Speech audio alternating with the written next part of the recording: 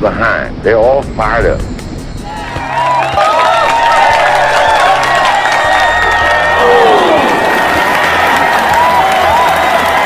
What we got to do? First place, our defense has got to go out there and take the ball.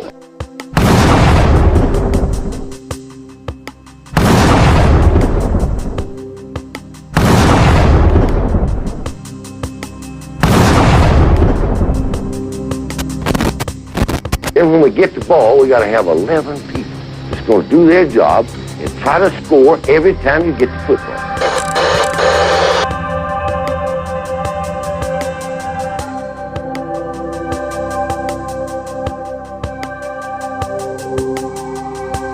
If we do that, we'll be all right. Do that, we'll be all right.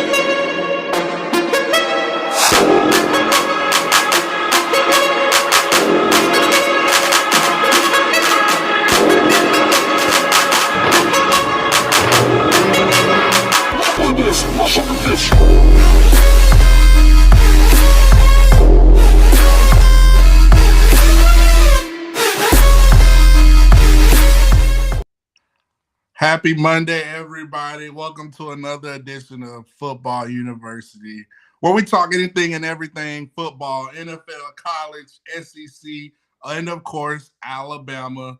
We're going to talk about everything. This is what we do.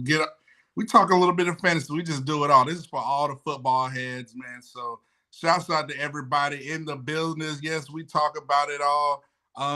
Shouts out to the student section. That's where our top fans are in the comment section. They know how to get the show started.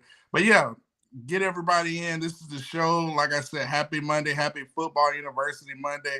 This is another great episode. And yes, we find a way to bring it back to Alabama. The Alabama Crimson Tide having a big victory over the weekend. And yes, we're going to discuss it, talk about them, beating those Bayou Bengal Tigers and Milroe, Saban, Reese, etc. Dallas Turner. We're going to talk about Brian Denny. We're going to talk about everything. We're going to talk about some NFL news as well. So let's get in the student section. Just outside of Justin Summerlin says, roll Tide, everybody. RTR. Justin Summerlin says, Lank, baby. Let all naysayers know. And let's start right there. That's the saying from Terrion Arnold and Jalen Milroe. That's like their kind of calling card this year, letting all the naysayers know. What's up, Roll Tide? Jeff Stapleton. Shouts out to everybody. Lou Sean in the building, my God. Big Lou. Big fan of his. So let's get it started. Let's talk about the Alabama Crimson Tide beating LSU. Was it 48 to 20, 42 to 28? It was just a beatdown. We're going to discuss it. Let's recap the game. It was a, big game down in Tuscaloosa and Bryant Denny Stadium, and electric atmosphere. Had the number one offense coming in. And I said last week, Alabama's offense is going to have to get super creative and be in their bag. And yes, Tommy Reese was in his bag with the offense. Jalen Milroe had, 5 touchdowns, I believe, all running the ball, quarterback runs, using his legs. I mean, the guy looked unstoppable. And he made the throws when needed to be to kind of put the pressure on him, on LSU. We knew it was going to have to be a shootout, but listen, shouts out to Alabama. But yeah, playing the game, Bryant Denny Stadium. And I got to talk about Bryant Denny Stadium before we get into the X's and O's. Bryant Denny Stadium is so electric now. It's like I'm hearing all the reviews. They said when I guess Terrion Arnold caught that interception, they said the decimal got up to like 1.13 or 3.1. They said it was super loud on the Richter scale. That just shows you Bryant Denny is a different type of animal now. So shouts out to the fans. I mean, our fans, they're just rallying around this team. They've having Bryant Denny one of the loudest stadiums, which in previous years, is kind of like, I don't want to say like a golf tournament, but Bama was so dominant they were going to expect to win these games. But now, having coming off the 2 losses last year, everybody getting behind this team, Saban, Kool-Aid, the players asking the team to get behind everybody.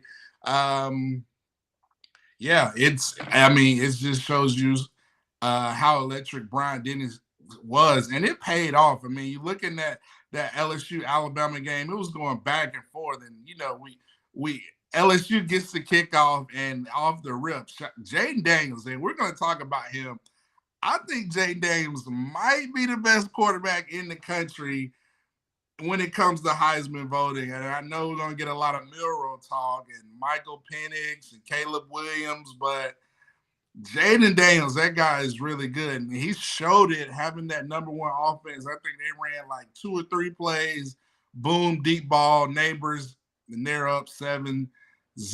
And I'm like, oh, man, here we go, and it was going to be a shootout. But luckily we drove back. Milroe did his thing. Like I said, we're Alabama's rocking and rolling offensively. Like I said, I really want to talk about the offensive game.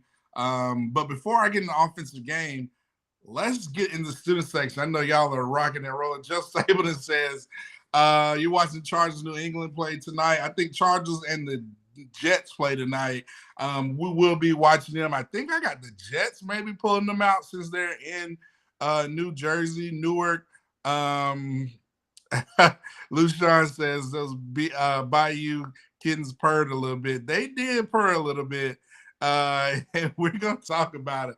So yeah, they did purr the Bayou Bengals. It was a shootout, but the Alabama defense came out the second half, and I think what really got them fired up was them scoring right before halftime with like 36 seconds left, and I was like, oh my gosh. They came out and scored with like 36 seconds left. Then they came out the second half.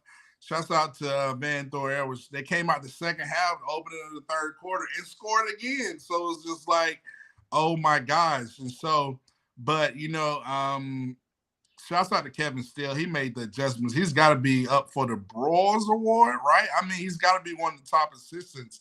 I mean, the way he makes the second half adjustments, shutting down that defense, forcing LSU to punt. We didn't see a punter until third quarter, so, and the crowd was they had some penalties there.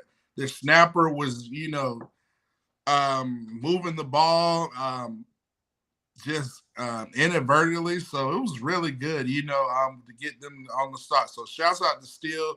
Shouts out to Terry and Arnold. Terry Arnold's got a great quote saying that if he could say what Coach Steele said at halftime, he wouldn't be able to do media. That just shows you the fire, the passion, the X's and O's, the adjustments that Kevin Steele brings to the table. And I got to shout out Tommy Rees. So I'm going to go back to offense, talking about Tommy Rees. I love the game plan, getting Kendrick Law involved earlier in the game, kind of running him in some jet sweeps, having him in the backfield, presenting a lot of different for the defense. Actually, LSU defense was playing off on us because, they were thin in the secondary, and they did not want to get beat by Jalen Milroe's deep ball. So we just ran the ball, and I was so glad to see our offensive line. I mean, you knew as the game wore on that our offensive line was just going to beat up that front four. Jaden Roberts is an absolute dog. Got to shout him out. The whole offensive line, Seth McLaughlin. But ever since we inserted Jaden Roberts, he has been mauling everything, and it just has helped that running game. As you can see, Rodell Williams got in the paint. We saw Jam Miller earlier.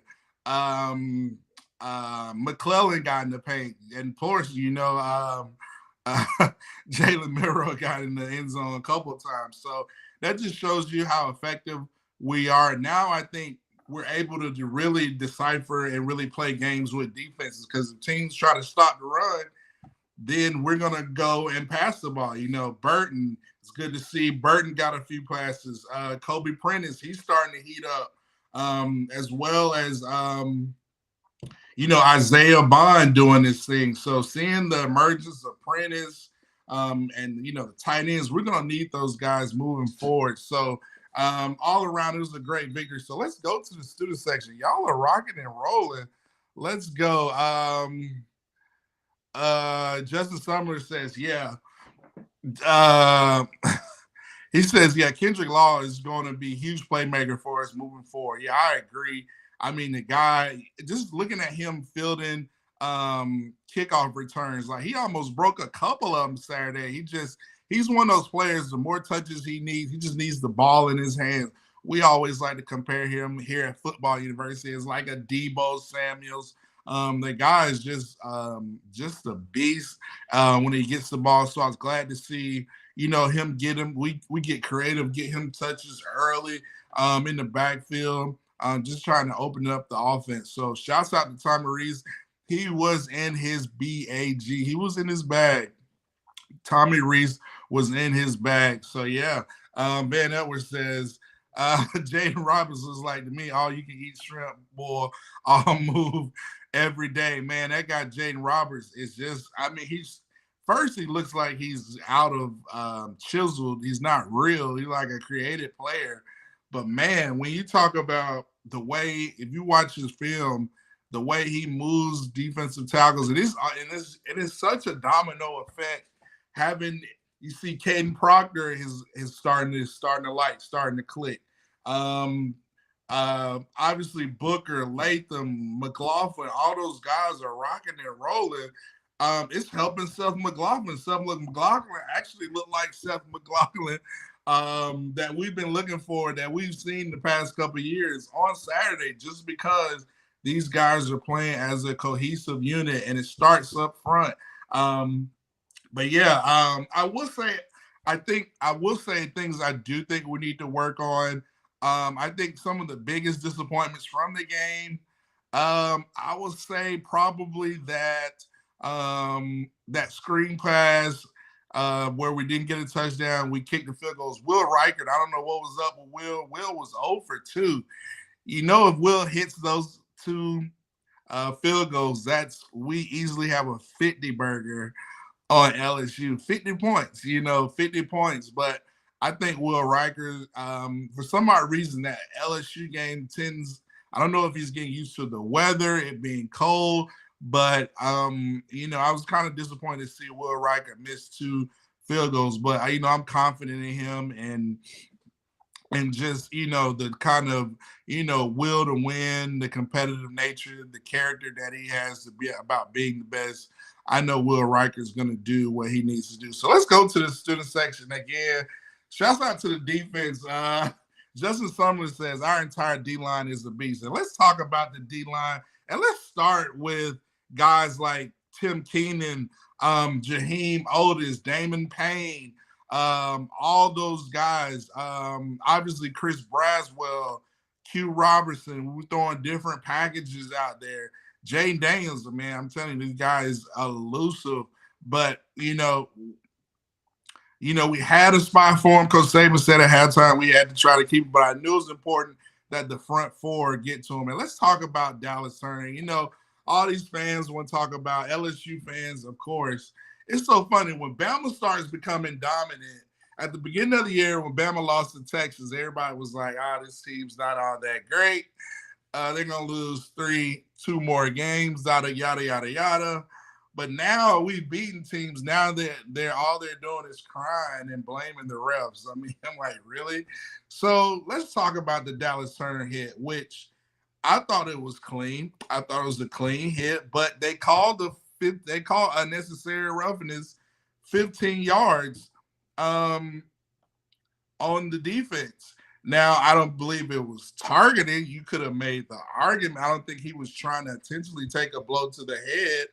But my thing is, LSU fans, I don't think they understand that.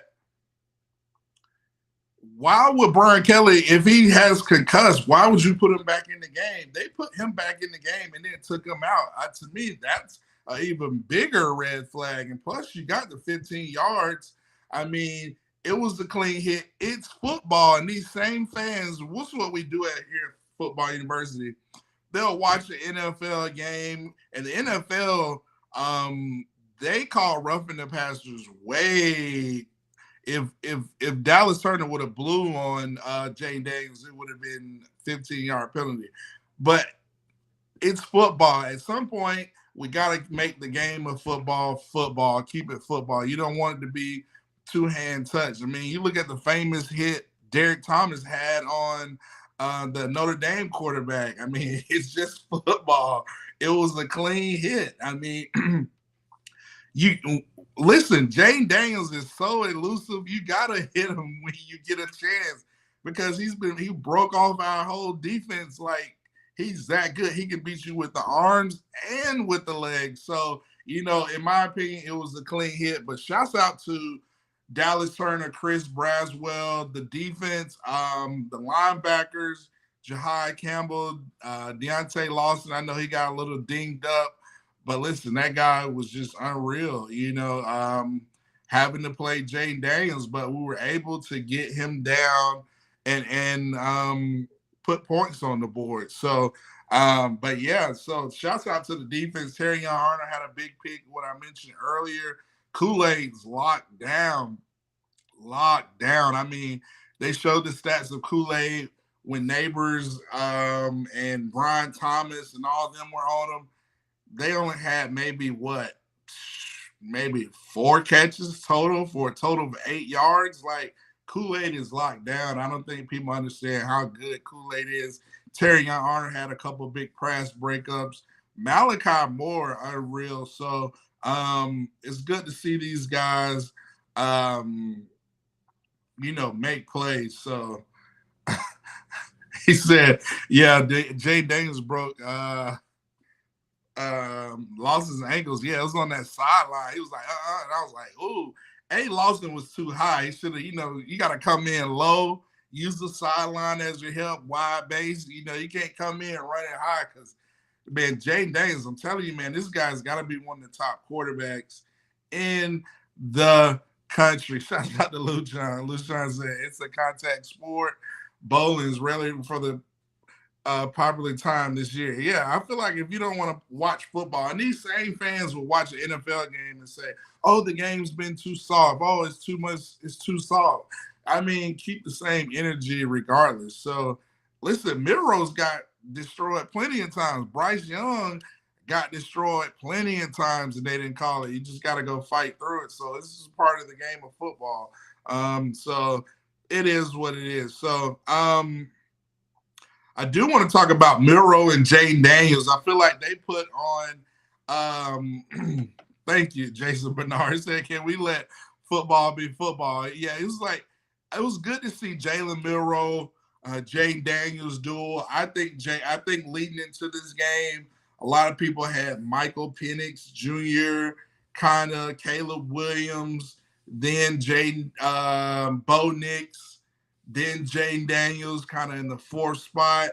But everybody watching, CBS primetime game, everybody watching Jane Daniels and Jalen Milroe duel it out.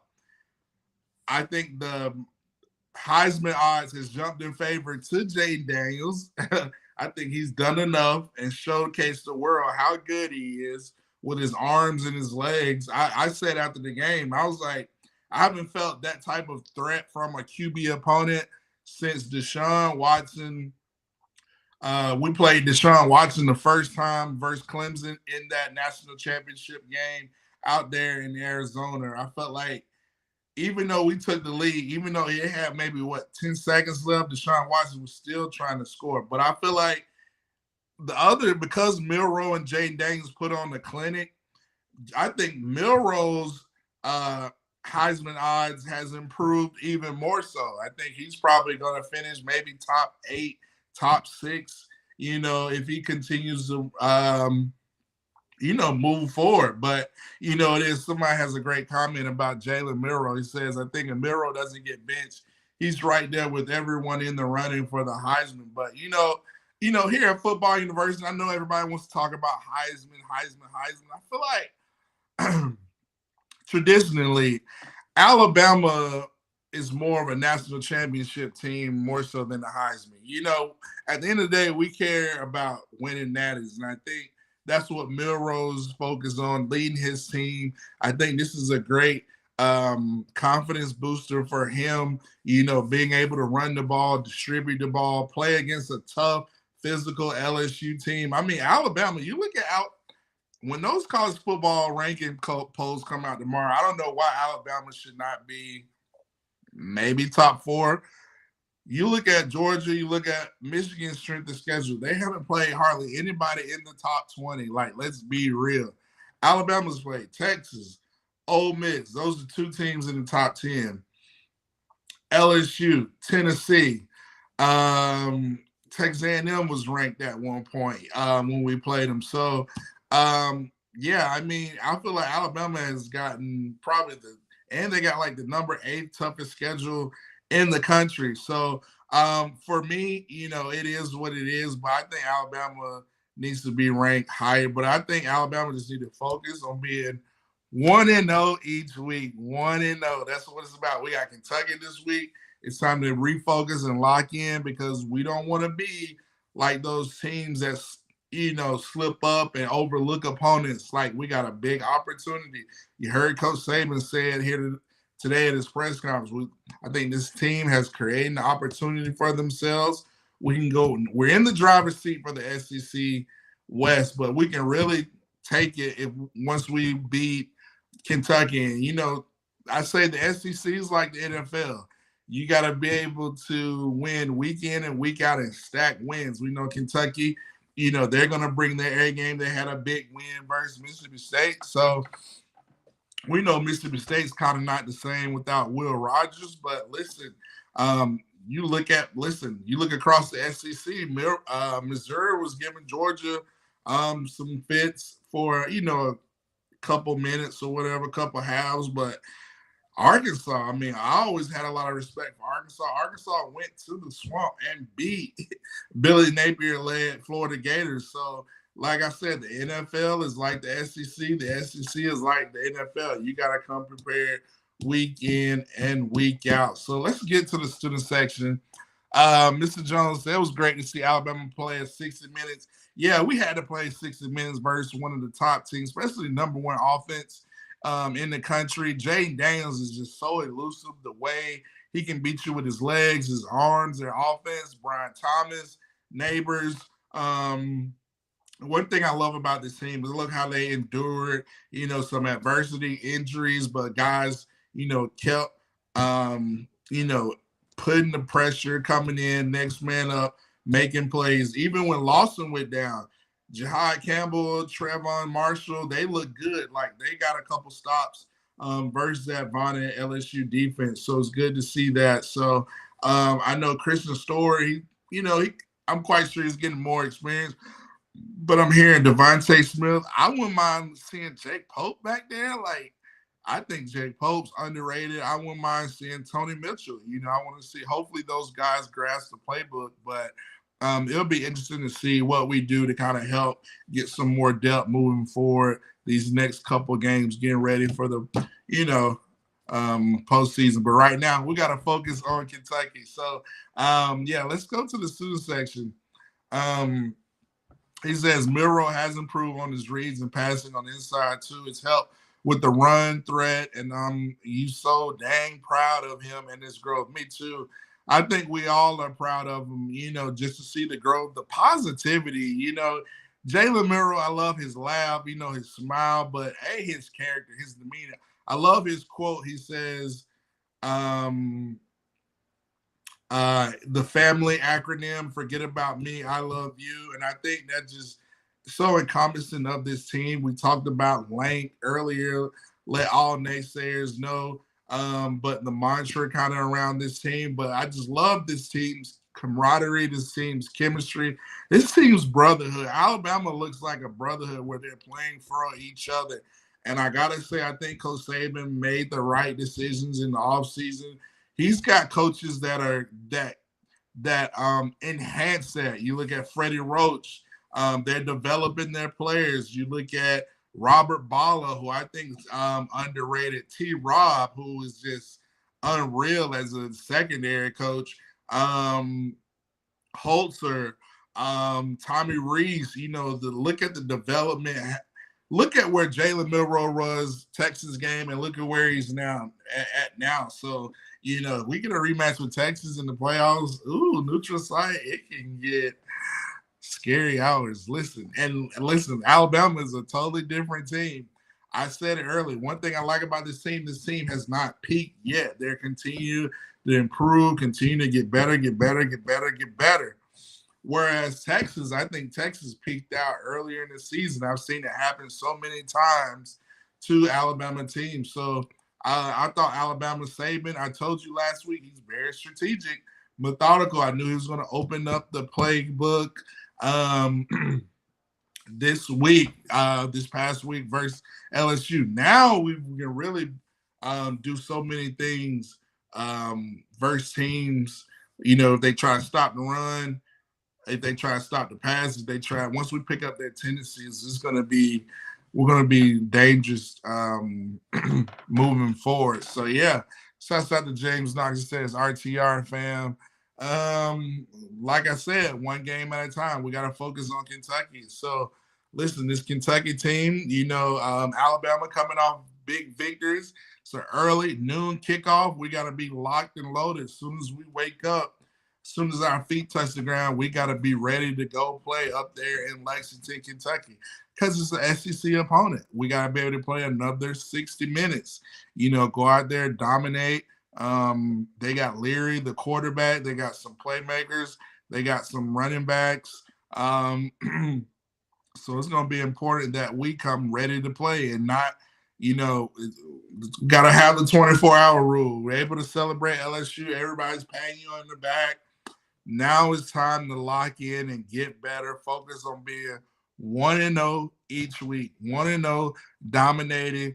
Not only do we need to continue to impose our will on teams. I was glad to see the ball security we had versus LSU. It was all around. So let's take this and use this as a building stone, because this Kentucky team, this is going to be huge for us being able to go on the road.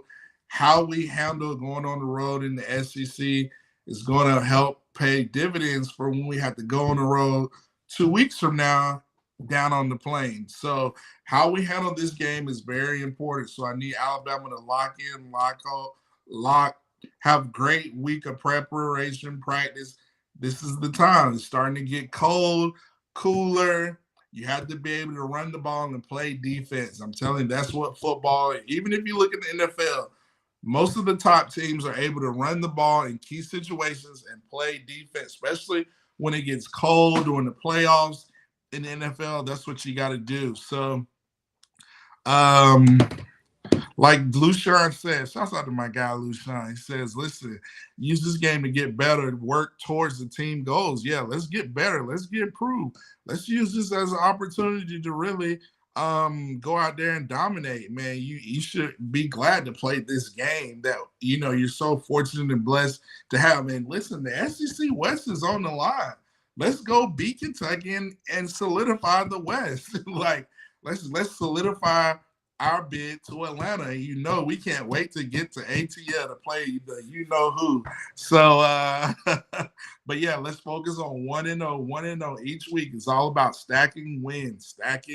So we talked about Dallas Turner, we talked about Bryant-Denny Stadium, Milroe running game, Jaden Daniels, Tommy Reese, Kendrick Law, Kevin Steele. Can I talk about the defense, and especially the defense, how they have played opponents? I mean, having to play tough opponents. I mean, I don't know another team in the playoffs that's played such, especially I don't know another secondary that's played such tough opponents like Alabama. I mean, Alabama's had to probably play the top 3 or 4 off receiving cores. I mean, We had to play Texas receiving core. We had to play A&M's receiving core. We had to play LSU's receiving core. So, I mean, this secondary is battle tested. Terry are they're continuing to improve. So I want to shout out our defense has played some really top offensive opponents. And I think that's just going to pay dividends on down the road. Brian Green says Milroe played great, but what happened to his deep ball? Yeah, I know he probably missed on a few throws, but I think from what I saw film wise, LSU didn't want to get beat deep. LSU was playing a lot of off man. So they had light boxes. So we were just running the ball. I mean, when you're running the ball, I think he had 2 deep throws he wished he probably could have back. But I think one to Burton and one to Bond. Oh, yeah, he had Bond wide open right before he ran it in. I'm quite sure he can wish he had back. So Milroe's got to continue to improve, continue to working on his pass, continue to improve on his passing, continue to improve on his footwork. A lot of his throws, like that throw he missed Bond, it was just bad footwork. I think he got too excited, saw him open, and he didn't, set his feet, just give him a good ball. But this whole team's got to continue to improve, continue to get better. Don't overlook any opponent. Respect each opponent. You got to have Kobe Bryant's got this great quote. I love it. I think it was game 2 of maybe the game 2, 3 of the NBA Finals post-game conference. They're like, hey, Kobe, you're up 2-0 in the finals. What are your thoughts? And Kobe's like, job's not finished. So Alabama's got to have that jobs not finished mentality. I love talking about Kobe. I love talking about MJ, Michael Jordan. Listen, no matter who his opponent was, he could be playing the Charlotte Bobcats or whoever. He was going out there to dominate those players. You look at the Last Dance, whoever the team was, whoever the opponent, even in practice, he did not care. He wanted to whoop you. Bama's got to have that mindset moving forward each week. Hey, Kentucky, we got to go out there and dominate. We got to go out there and play our game, be dominant, be like Kobe, be like MJ. You got to have that type of mentality. So I need Alabama to have that Kobe Bryant mentality, that Michael Jordan kind of killer mentality moving forward. Versus these other opponents. James Knox says, do you know where the defense ranks nationally? No, I don't know where the defense ranks nationally. I'm quite sure my guy, Justin Sumlin or LSwho,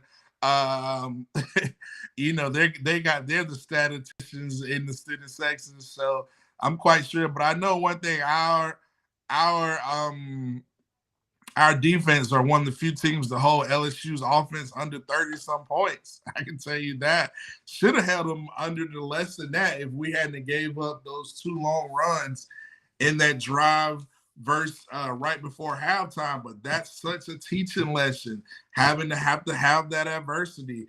We could use those things as learning lesson for teaching a defense.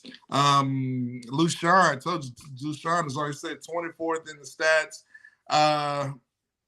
He says they said 24th in the stats. PFF grade has us 3rd before the LSU game.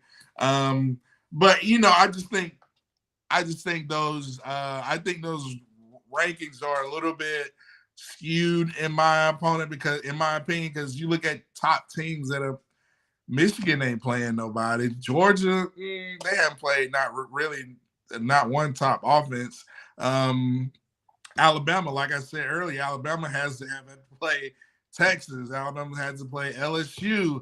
Alabama had to play A&M's offense. I mean, these are some of the top receiving cores in the country, some of the top offenses in the country. So, like I said, I think Alabama, they need to, like I said, we're going to keep the theme going. We should take each game personal, that even teams coming out to play us, we should count it as disrespect. Like Michael Jordan would say, yeah, and I took that personally. Yeah, we took that personally. Like Michael Jordan, like he did not care who the opponent was. He was trying to beat you and take your will throughout the games. Alabama needs to have that MJ mentality. Like LeSean said, like next man on the schedule, we're gonna go through them. Like we gotta have that mentality. Jobs not finished. I feel like Alabama has been in the playoffs since past the Texas game. Playing the A&M game was like a playoff game on the road. Playing the Tennessee game, LSU game was like a playoff game. We've been so battle tested. Even Arkansas, what they were able to do to try to come back. So we've got to be able to put it all together again and continue to improve, continue to be dominant. Continue to just get better and take it personally. That's what it's about. So yeah, let's go. Y'all are rocking and rolling. Brian Green says Niblack was headed to the end zone. The ball was put near him. I guess it was that week off. I mean, it's like I said, Milroe. I think he did so many. Excuse me, he did so many great things with his legs. He was the SEC Offensive Player of the Week. Like I said, he's still continuing to improve on his passing. I think he's still continuing to improve on his touch on certain throws. So I just think Milroe just got to continue to work on his footwork and work on his timing, continue to carry the play fakes out, zone read option, those things. I feel like we can really, get teams. I think Tom Reese continued to develop the quick passing game. I saw that's what LSU OC did. One drive, they just went quick pass, touchdown. It was like, and I feel like we can really incorporate that with Milroe because I feel like Milroe's got the deep ball. He's going to continue to work on it, but those intermediate throws continue to improve. We can help him with the quick game, intermediate passes, and continue to help him moving down the road. And it's good to see the emergence of Kendrick Law and Kobe Prentice because I think those two guys are going to really help carry us moving forward because those are going to be other weapons. Knee Black, Dupree. We got in the running game going. I think that's going to help us down the road. LeSean says Downs is that dude. Yes, he is that guy. So like I said, everybody Downs needs to continue to improve. This whole team needs to continue to improve and have that Kobe mentality. Job's not finished. Like, yeah, we beat LSU. Job's not done. We played Kentucky, beat them. Job's not finished. Play UTC, beat them. Job's not finished. Play Auburn, beat them. Job's not finished. Play in the SEC championship. Beat whoever we played, job's not finished.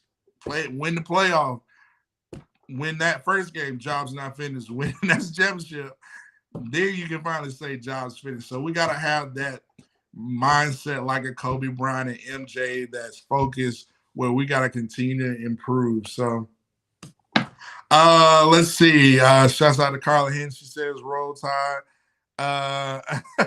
Brian Green says, imagine playing Iowa and Purdue and thinking you're battle tested. Yeah, I think let's talk about Michigan real quick. And let's talk about all the drama going on with Connor Stallions. I think they had a staffer who was like trying to buy underage drinks for like a young girl or whatnot. Real crazy stuff. Michigan's, like I said last week, I think Harbaugh is going to try to go maybe to the Chicago Bears next year. I think they're going to have a position open. I don't know about the Las Vegas Raiders. I don't know if I would touch that organization, but yeah. I think another player Coach Saban was waiting to save is Justin Haynes. I think Justin Haynes will have a huge game moving forward. We'll see more and more of Justin Haynes in the lineup. Like when I think he's going to look to showcase him versus those Bulldogs in Georgia. But yeah, so Michigan, man, the Connor Stallions news broke again that I think Connor Stallions had book tickets to Tennessee, Alabama, and I think it's so ironic. Is it just me? Um, um, that ever since this sign stealing ban has came out, that Alabama has seems like they're kind of back in their bag. I think it's a little coincidence there. Maybe I'm over analyzing things, but I think a lot of that had to do. It's just to me, it's just a weird um, coincidence. But back to Michigan, they haven't played anybody. Like let's be real. Like I think that Michigan Ohio State is going to be. Um, Maybe Ohio State, but I don't know. You know, it's the Big Ten, but yeah, this Michigan thing, like I said, I think Harbaugh's going to try to go to the NFL. I think you look at the Chicago Bears. I don't know now. LSwho's brought up a good point. He did say the NFL is going to ban Harbaugh if he gets fired. I did hear something like that. Just some reports. I don't know what Roger Goodell is going to do, but I did see a story break that the Big Ten is looking to do some type of penalties versus for against Michigan. I don't know what that penalty might entail, but I think it's going to hurt them. But I think the worst thing that's going to hurt them is their strength of schedule. I think college football needs to look at the college basketball, how you got to have RPI rankings, strength of schedule, all that goes into play. Like, that's why Alabama basketball team, shouts out to basketball, that's why they were able to get a number 1 seed last year, because they played Gonzaga. They played so many tough teams. Houston, they played all these tough teams, whereas you look at college football, you look at Michigan, they're just trying to be undefeated. You know, Georgia could have played Oklahoma this year, but for some odd reason, they didn't want to play them. But Alabama still stuck with Texas. So it's just, you know, little things like that. So, but yeah, that Michigan thing is going to be crazy. It's going to be interesting to see what the Big Ten is going to do. I thought they should have been penalized them if it was me, but you know how it is. But for me, I think this is going to be one of the craziest 30 for 30s ever happened on ESPN, because this is just the craziest thing. Connor Stallions has like a manifesto. They showed him with the iPhone glasses on the sideline for the Central Michigan game. Like, this guy was just in deep, deep, deep, deep, deep. So I heard so many stories about how signs were being shared to teams like, you know, South Carolina, Tennessee, all these future playoff teams. So you never know what things might have gotten exposed to other teams. So it is what it is. I think Michigan plays Penn State this weekend in Happy Valley. I still think Michigan gets the win. But like I said, now they're kind of the villains. So now teams are going to be looking to beat them. So maybe Penn State pulls it off. I just don't know if Penn State has enough from the QB perspective to pull off all this. Dude, LSwho says, dude makes 36 grand. How do you afford all this gear and tickets and travel? I know, suspicious behavior. You know, I mean, he was going to SEC games, playoff games. I mean, actually recording all this stuff. Yeah, the FBI has been involved. It's a dumpster fire in Michigan right now. So yeah, I'm interested to see what the college football playoff is going to do, especially if they lose. They're really going to drop. I feel like they're going to hurt them even more. Justin Sermon said, I heard they might get bowl banned from any bowl games. I think it's so much dirt out there, especially when you got the FBI involved. And it's so much stuff that Connor Stallions did. Harbaugh was already in trouble early in the year. Now this comes out, and then all this other stuff unravels where him traveling to all these games. They got video footage of him in the stands recording. I've heard he's shared signals with certain schools, playoff team schools, teams have used that stuff to go against opponents. Listen, I think they're going to get a ban. But either way, I mean, that's on them. It is what it is. I'm just waiting to see the 30 for 30. That's all I care about. But yeah, so let's go around college football. We talked about the Big Ten. Let's talk about I think the Big 12. I think Oklahoma, they lost again to Oklahoma State. So they have 2 losses. I think they're out of the playoff picture.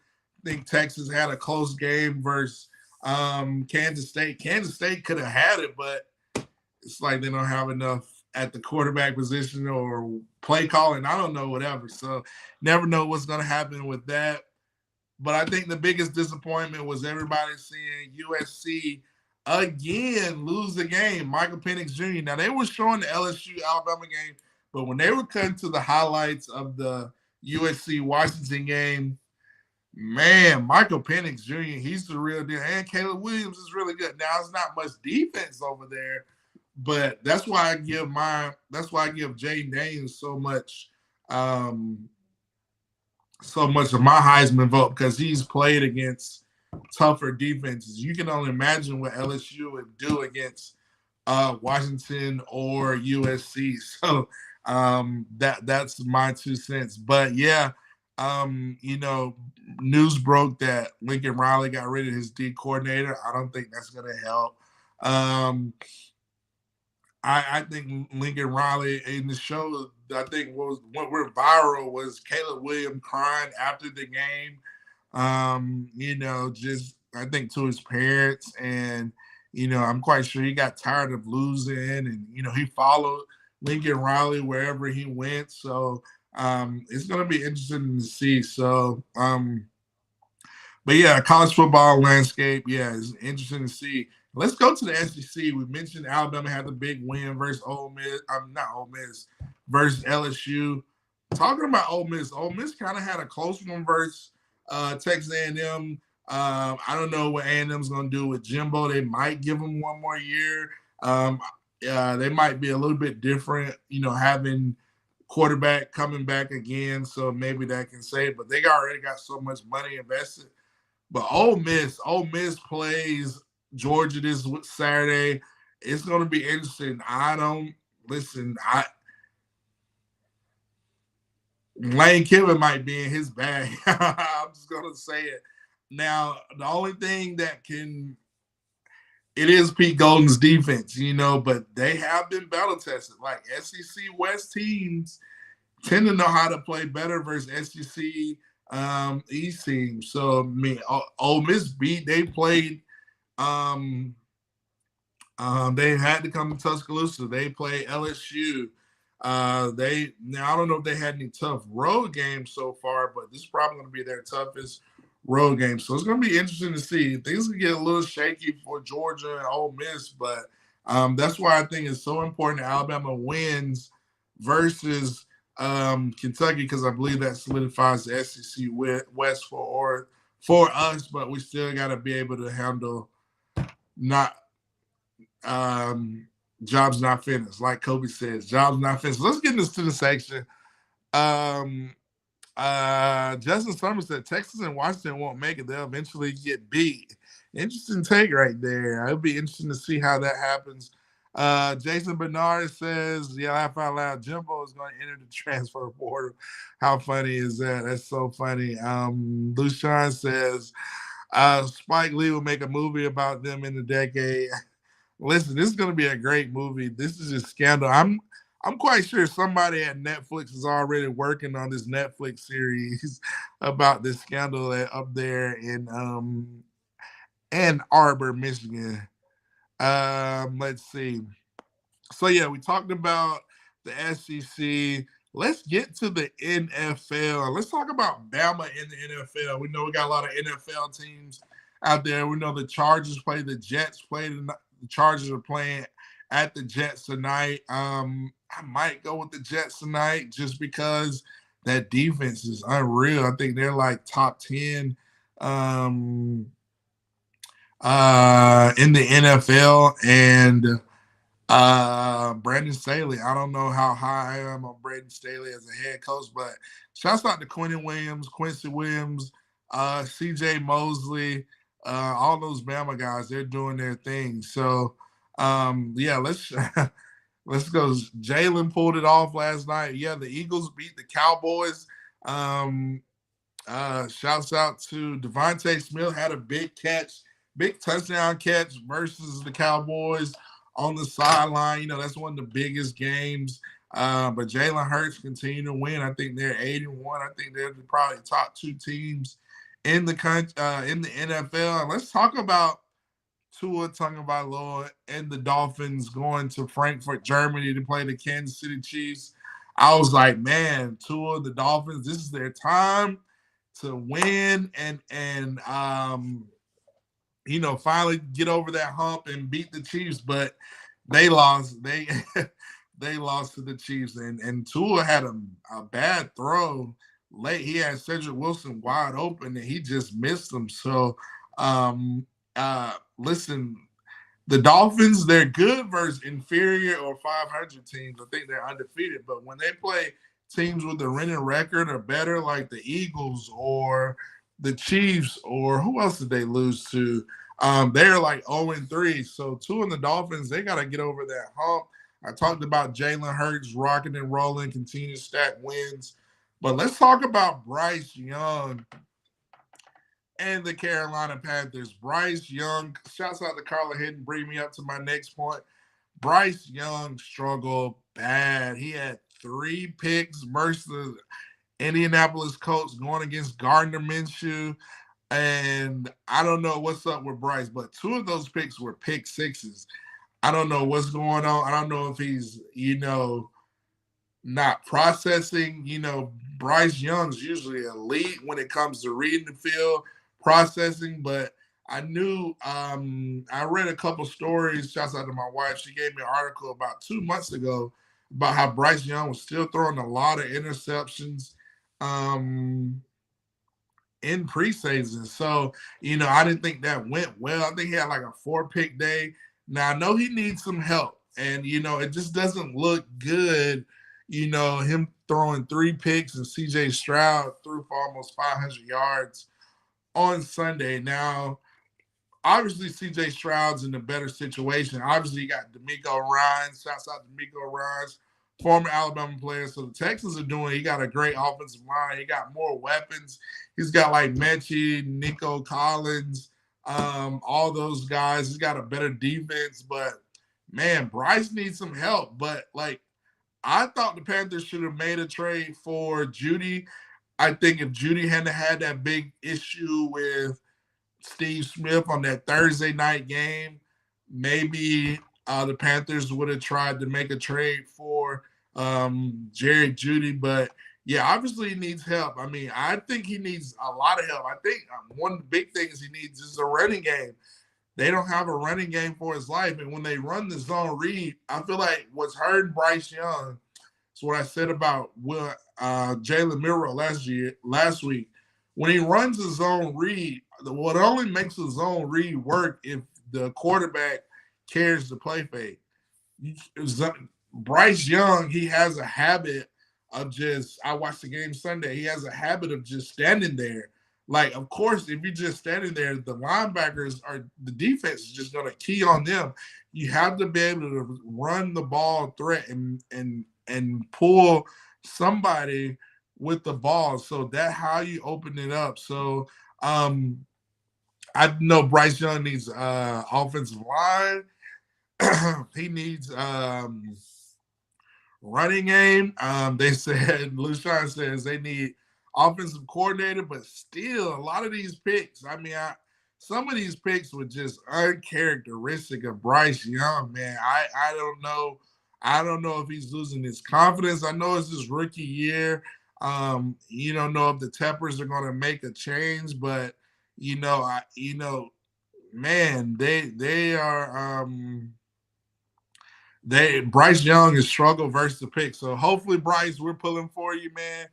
Get back in the lab, work on your processing. You can do it. We got all the faith, but man, work on the details, bro. You got it, man. We're pulling for you here at Football University. Jason Bernard says, yeah, he's running for his life all game. Seems like the clock is sped up. That's what it does in the NFL. I mean, the clock is sped up. He's still such an elusive runner threat. He can make people miss. That's why I think Bryce needs to, carry the play fake. I know if he's not carrying the play fake, he's just making it easier for the defense. I would love for Alabama to play. Just imagine if Jay Daniels on his Saturday never carried the play fake. That would make our defense so much easier. The spot knows that he don't have to worry about Jay Daniels. He go make a play on the ball. So those little things go a long way. That's why I'm on Jalen Milroe to continue to carry the play fake, even if he hands the ball off, continue to carry the play fake, because that stuff helps you pull defenders, helps the running game become that much more explosive. So yeah, Bryce Young needs help. Shouts out the Raiders. I believe they got rid of Josh McDaniels. Antonio Pierce, former players, now the head coach. They won. I believe Josh Jacobs had his best game Sunday versus I forgot who they played, but he had like 2 touchdowns. So, Josh Jacobs doing this thing. Najee Harris, they played in the Thursday night game versus the Tennessee Titans, which is basically an Alabama running back recruiting video. Najee scores a touchdown.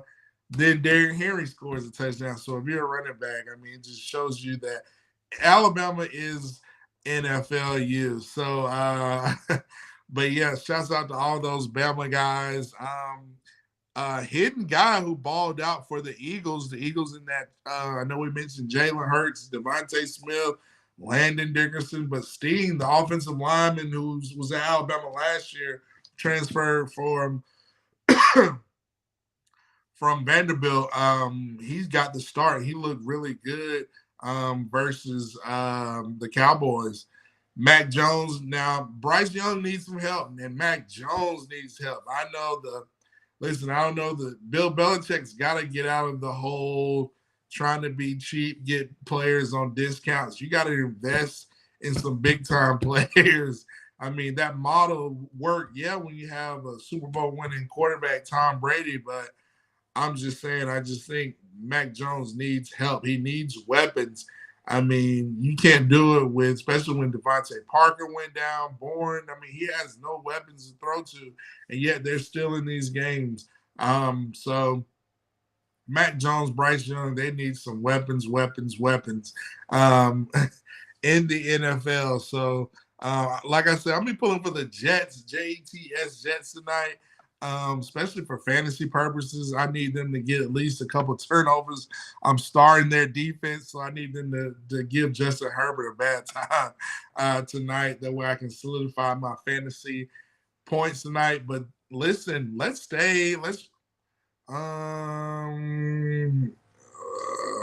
don't know who this is, but yeah. So shouts out to the student section. That's going to wrap up. I shouted out D'Amico Ryans. He's doing his thing in the NFL. He's got those guys rolling. Shouts out to Lucian, Justin Summerlin, Carla Hinton, Lori Caddell, James Knox, Mr. Jones. Who else did we say? Brian Green, Van Thor Edwards. Just shouts out Jason Bernard, all you guys. 6-0, Jeff Stapleton, all you guys in the student section. Shouts you guys out. Pray for the people in Kenya. Just pray for the people all over the nation. So, but yeah, it's been a great show on Football University. Enjoy Football University this week. I'll enjoy all football this weekend, whether it's